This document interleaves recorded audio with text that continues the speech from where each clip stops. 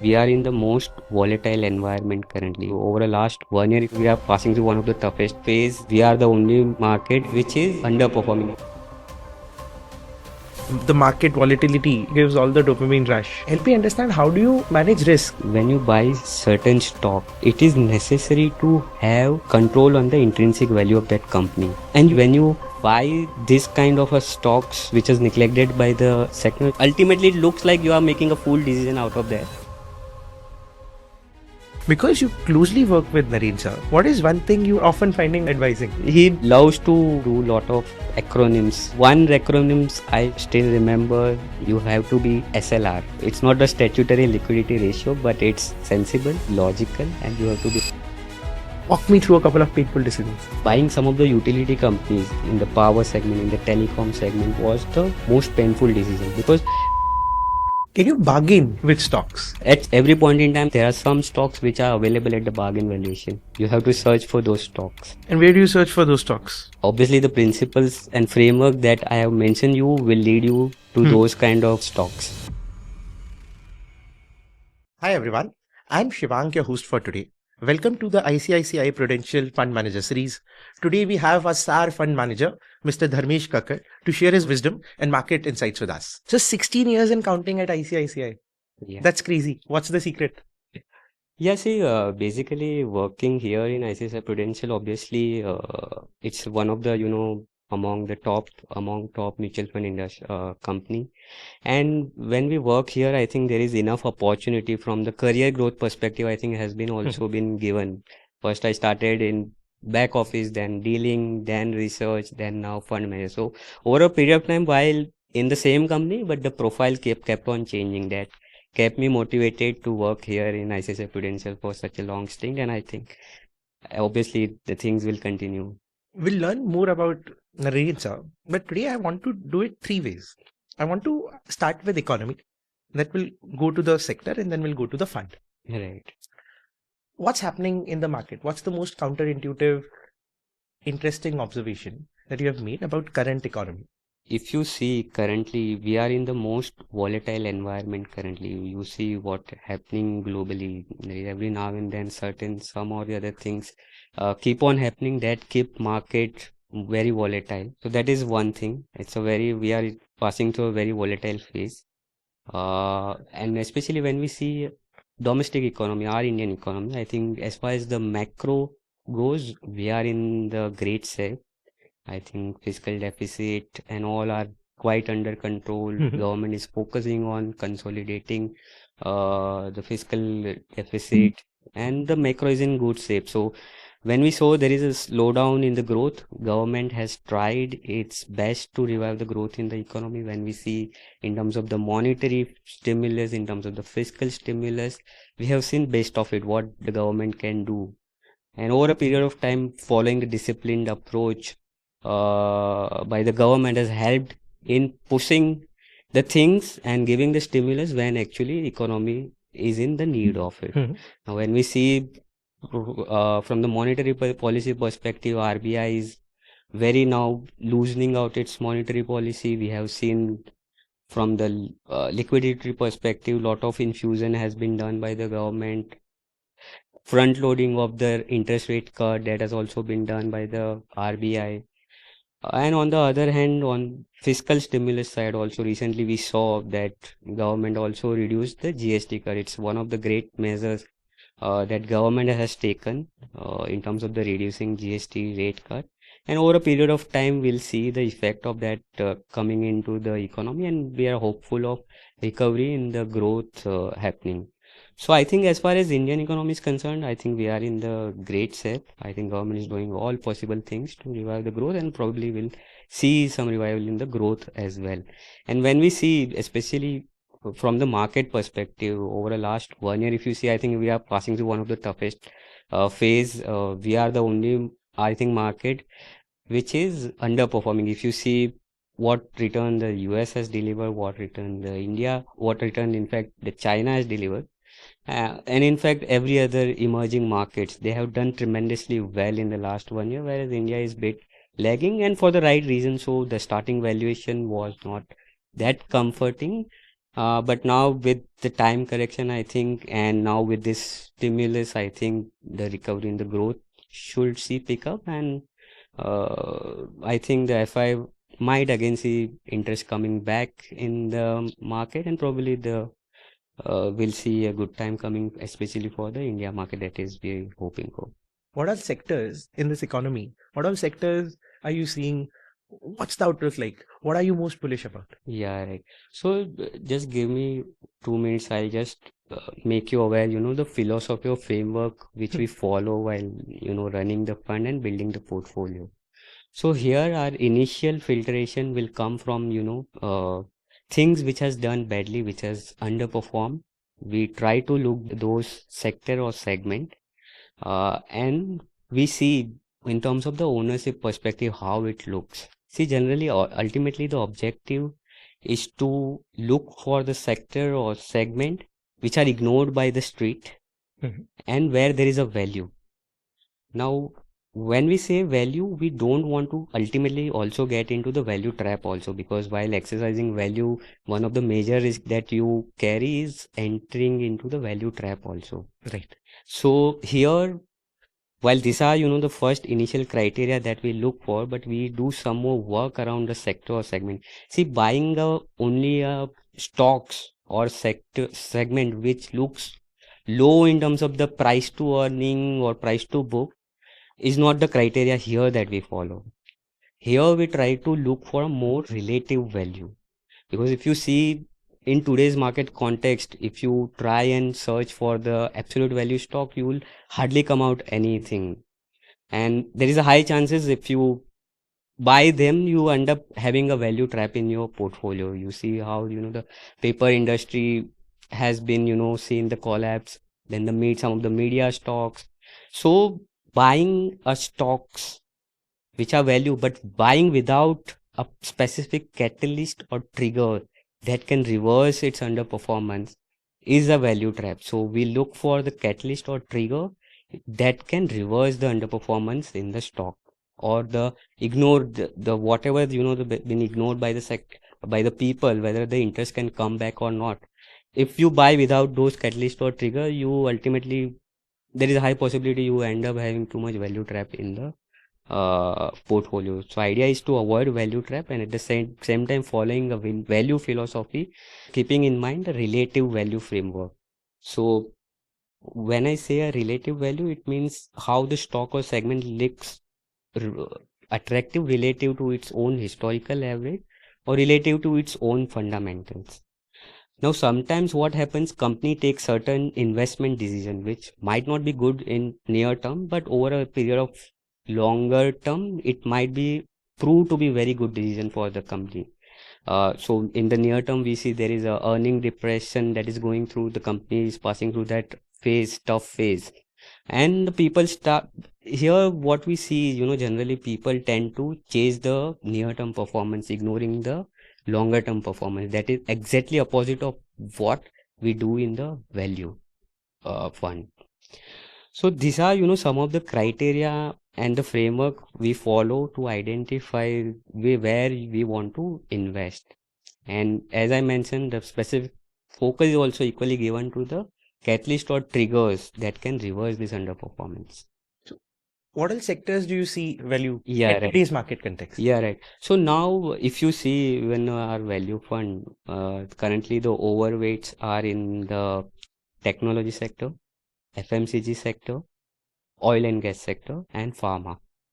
Now, these are three, four segments, and there are other segments like insurance is one another segment, and banks. These are the segments where fund is currently having the overweight position. Now, I'll take one by one, how it fits within the framework of philosophy which I just, mentioned you. And also tell us the catalyst that you're looking for. Yeah, right, exactly. And why the pessimism? Yeah, right, exactly. So firstly, on the technology side, if you see currently there is, extreme pessimism in the sector. Now, how we come to know there is extreme pessimism? First, if you see from the last 3 years, the sector has not done that great. There is underperformance. So that ticks the first checklist. Then we see from the ownership perspective how it looks, because that shows there is how much the headness is there in this sector or segment. So if you see FI ownership currently in this segment is at all-time low level. And when you see DII, domestic institutional position, also most of the funds are underweight in this sector, The technology sector. technology And sector, this is IT. partially because of the AI thing also. Partly because of the AI. There are various things, the noise around it, that drive this thing. And there are reason also from the last 2-3 years also you see the performance is not that great. Growth subduedness we have seen because during the COVID there was a lot of hype in the sector, and also the company was growing fast because there was need felt for the work from home and all these things that drive too much growth and need for the technology driven things to that companies can have adopt.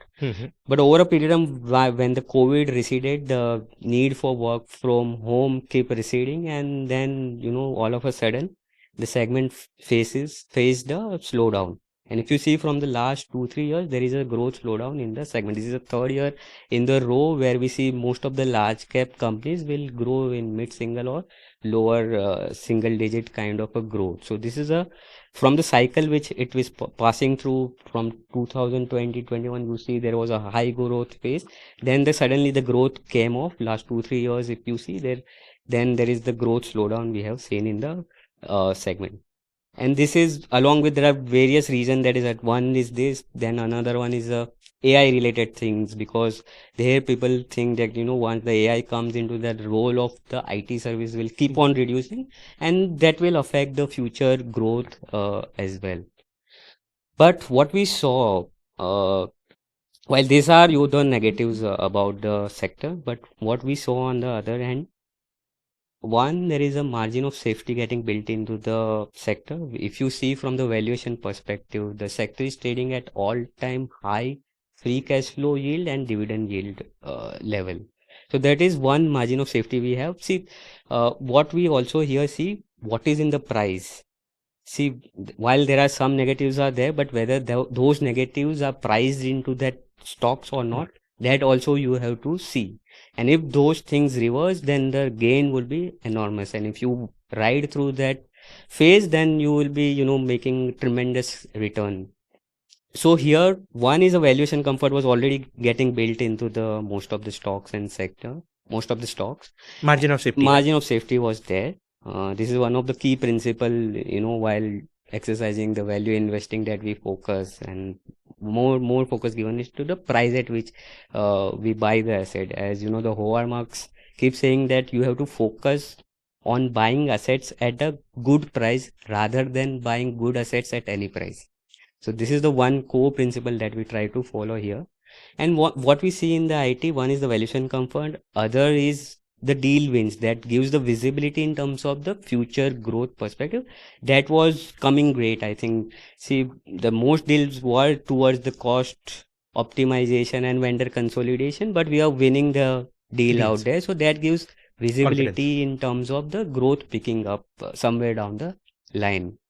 So that was the thing that was giving a confidence. Valuation comfort was there, and there was extreme pessimism, what we saw in the sector or segment that was there. So ultimately, this is, we keep on following. It's one in one line. If I have to sum up what we do here is buying from the pessimistic investor, selling to the optimistic investor. And this entire process requires you to have a patience, because, sometimes it takes longer than what necessary to realize the true value of the stock. So buying from the pessimistic, selling to optimistic, and have the patience, and you ride through entire period, and ultimately you will get good gain out of it. If you see historically what we have done in 2020-21, there was a high exposure to some of the utility stocks which were ignored by the investors, but there was too much valuation comfort, and there was the companies like power companies, telecom companies, those don't lose their survivorship, right? That will keep existing, and the valuation comfort was there. So we kept on building position in those stocks, and that ultimately give result up to 1 or 2 years down the line. We have seen that performing. Now, another segment, as I mentioned you, is the FMCG sector. Now, FMCG sector, again, if you see from the last 5 years perspective, I think it has not done that great. So underperformance is there.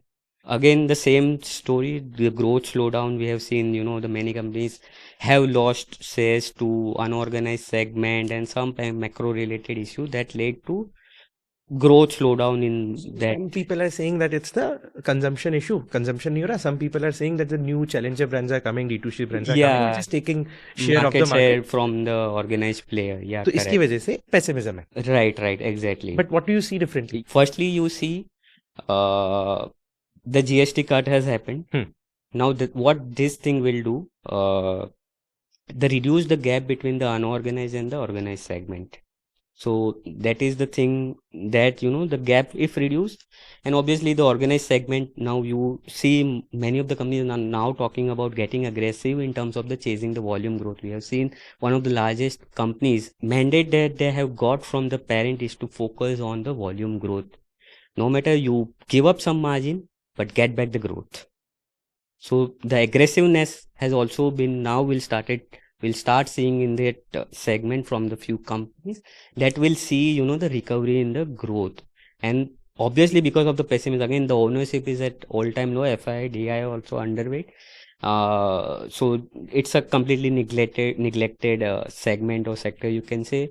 Valuation comfort is there. If you see the currently at what valuation most of the FMCG stocks are trading is below their historical average, and they are trading cheap relative to its own fundamentals, the ROE, ROIC, what they generate. It's cheap relative to those fundamentals. So these are the catalyst in terms of the recovery of the growth driven by this macro and the micro focus from the company that can drive the performance. So this is the second one. Now third one is oil and gas companies. Uh, Again, if you see from the valuation perspective, I think the valuation is attractive. If you see from the dividend yield perspective, from the price to earning perspective, they remain cheap. From the ownership perspective, again, all-time low, it fits into that framework that we follow here. Now, the catalyst here, obviously, if you see the crude price is almost at very subdued level. We don't see it going collapsing to like 40, 30 kind of a level. I think it will remain in a range that will be beneficial for the both upstream and downstream companies. And over a period of time, I think because of the valuation comfort under ownership, there is a high possibility that we make good return out of this segment. Now, the fourth thing that I told you is the insurance segment. Right. So if you see what has happened in last 1-2 years, if you see especially the insurance segment has passed through lot of regulatory related challenges or noise, because every now and then if you see the 6 month back, every now and then something keep on coming on the insurance side, regulatory side. But what we saw, companies are strong, they are having a strong franchisee. The growth was really good. They were growing in the mid-teens kind of a range. Growth was decent.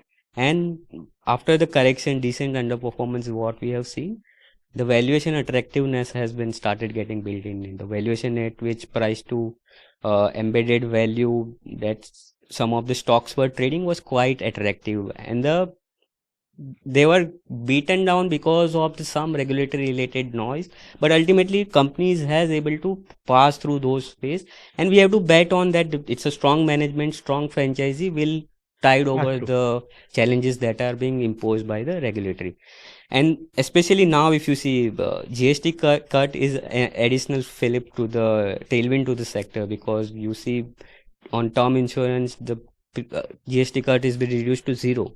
Now that increase the attractiveness or appeal to the customer to have the term insurance plan, because 18% insurance makes quite a lot of a difference while making the a term insurance kind of a decision. And there are various other products where the GST cut has happened, so that will drive the growth on the medium to longer term basis. And anyway, these companies were already growing at a strong rate. They have a strong distribution network, strong parent support, and so I think that gives the longevity confidence in terms of the longevity of growth.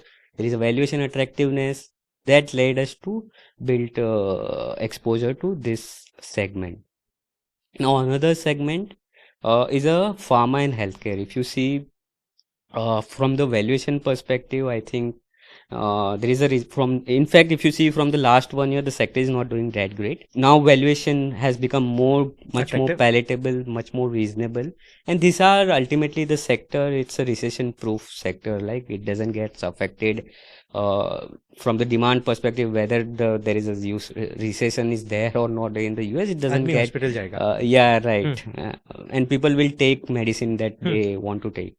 So it doesn't affect in that way. Valuation comfort was there, and we are doing very good in terms of the export business. You see, recently even USFD is more accommodative in terms of the guide. Recently they changed the guidelines of the biosimilar. How they waive the requirement of phase 3. They allow the interchangeability that will give good fillip to the biosimilar in the US.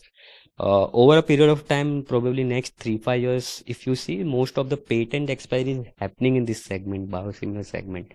So that will be the good area for the companies to cater and to seek the opportunity. And this regulation will give a good boost to explore this opportunity, and that can, really change the things for these companies. These are some of the segments, which I mentioned where we are overweight considering the things, the background which I gave you to the We missed the banking sector. banking. What's Yeah. the pessimism? What's the pessimism there? Yeah, right. See, basically, if you see 1 year back, from the valuation perspective, I think it was trading at quite reasonable valuation. If you see, most of the large private banks were trading at very attractive valuation.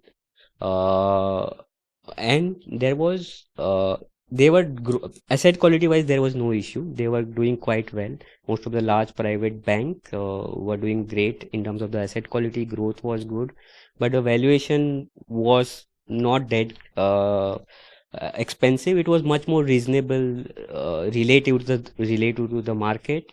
And the reason being there, if you see, FIs are most overweight in this segment sometime back, and when they started selling, because this is the heavyweight, they started selling this segment heavily, and that increases the attractiveness of that segment.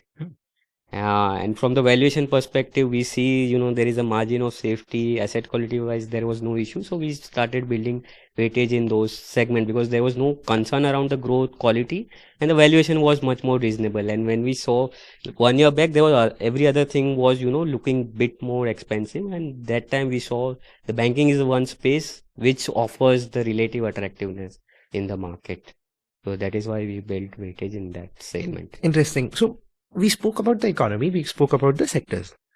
Tell me, sir, what kind of businesses typically make it to the portfolio, and what keeps others out? Yeah, right. So it's an interesting question. See, generally, what differentiate value is we don't bet on the companies where the implied growth assumptions are too outrageous, or it is based on some futuristic asset rather than some existing asset that the company already has. While value, we bet on the growth where the implied growth assumptions are not aggressive, not outrageous. It is based on the existing assets that the company has rather than building some futuristic asset and then forecast the growth. We don't do that thing in the value, and by doing this we generally keep away some of the new age tech stock. If you see, you don't find these things in our portfolio.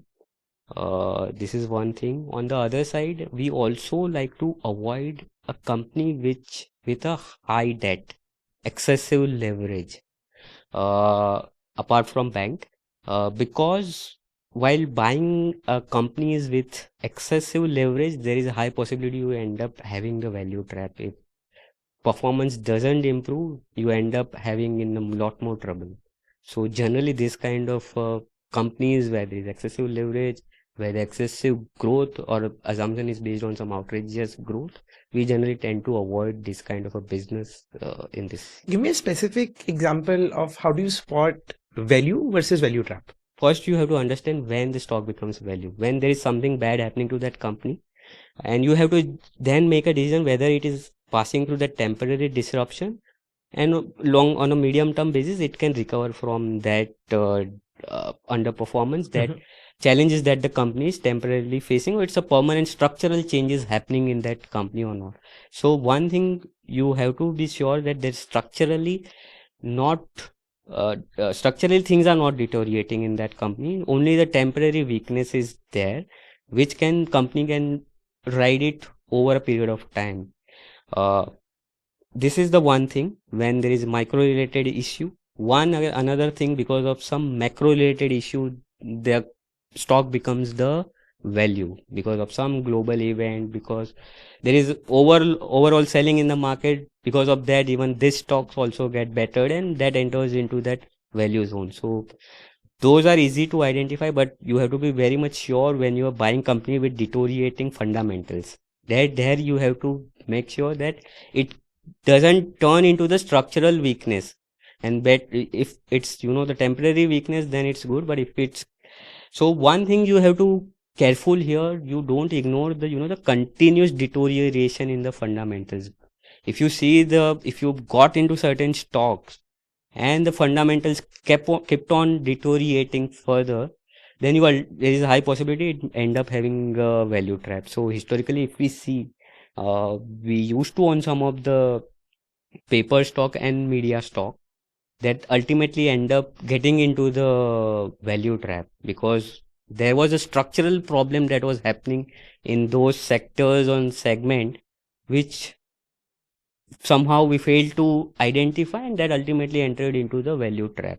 Very interesting. And before starting the podcast, you were saying that the market volatility, gives all the dopamine rush. Right, right. Help me understand, how do you manage risk in the fund, especially when you're saying, the expected value takes time to play out. So here, see, first of all, when you buy certain stock, it is necessary to have control on the intrinsic value of that company. Because see, when you are buying particular stocks within the sector or segment which is ignored by the street, there is high possibility, and you have to control your behavioral biases over also here. Because when you buy this kind of a stocks which is neglected by the sector, you ultimately could have a fear of looking like a fool, because you are buying a sector or segment which are neglected by the sector, Hmm. knowing certain weaknesses in those segment, and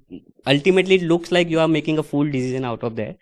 But once, if you have proper control on your intrinsic value, that will help you in overcoming this trouble that you get from the street, like you are looking like a fool or something like that.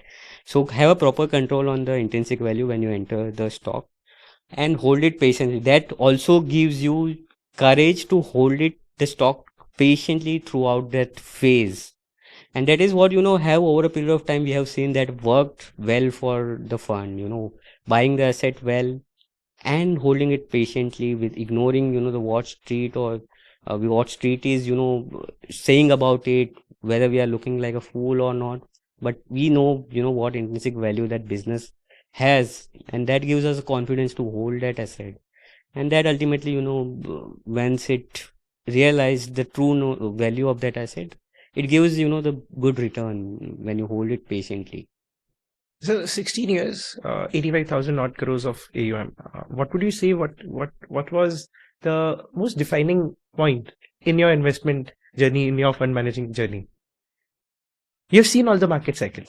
Basically, I think when we go back and see, I think the COVID phase, I think, was the most toughest period that I ever seen, Mhm. because the stock was getting hammered. There were, many strong companies with strong fundamentals were also getting battered. Mhm. And also at that point in time, you see, the confidence also loosens, because ultimately we don't know how it will going to end up. Yeah. Because it was really, the depressing kind of a situation.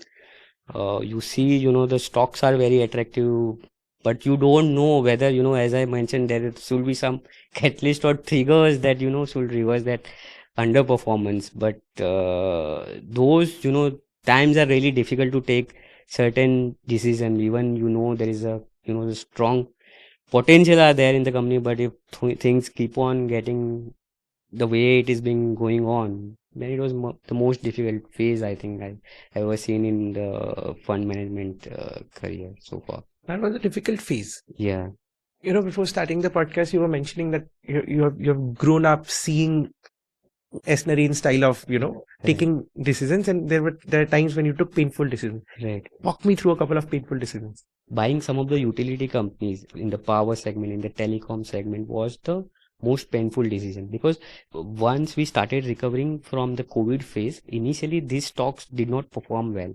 And there was, we end up having a lot of underperformance in those fund. So that was one thing. But holding it through patiently, knowing the true potential of those companies, Hmm. help us overriding even the underperformance that we have in that previous phase during that 2021 phase. So that was the one thing I think the patience has worked very well out there. And I have seen, over a period of time, when you buy it right, and of course the sizing also matters out here. The size at which you buy those stocks, having minimal weightage will not help, but sizing it appropriately also helps in creating alpha. And sizing is based on the conviction on your intrinsic value, the upside you see from the current market price, and the risk that you see in the stock. So it is based on those 3-4 parameters that we try to build a position. And if you go back and see the portfolio, we were having 8 to 9 percentage in one stocks.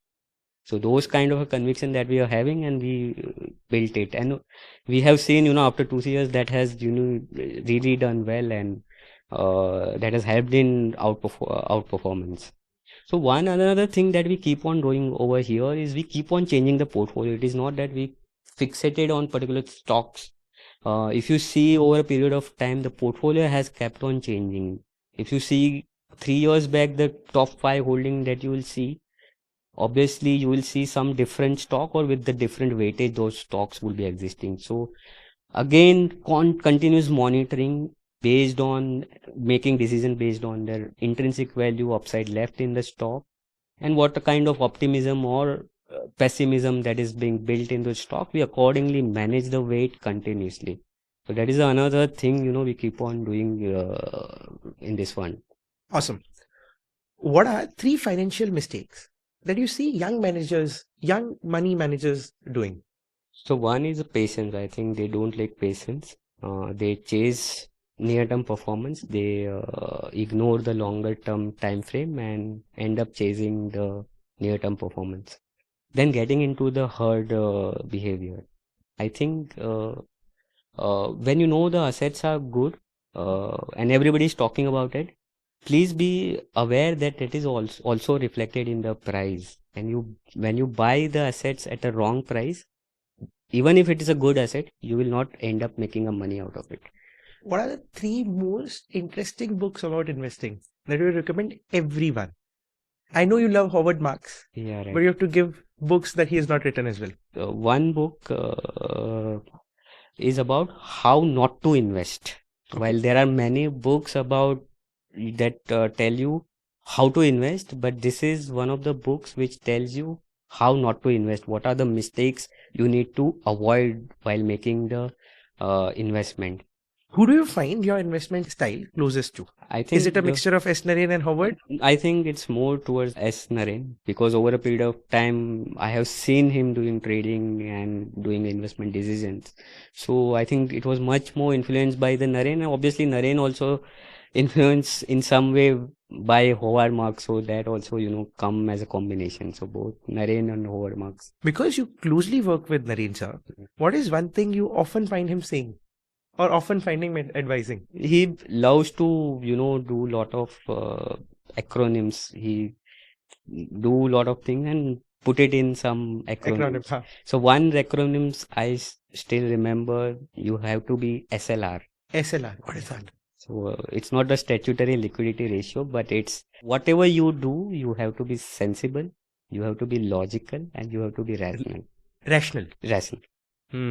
Anything that you have recently read So one thing probably I'll say here, see, basically, when we see, the Indian people, Hmm.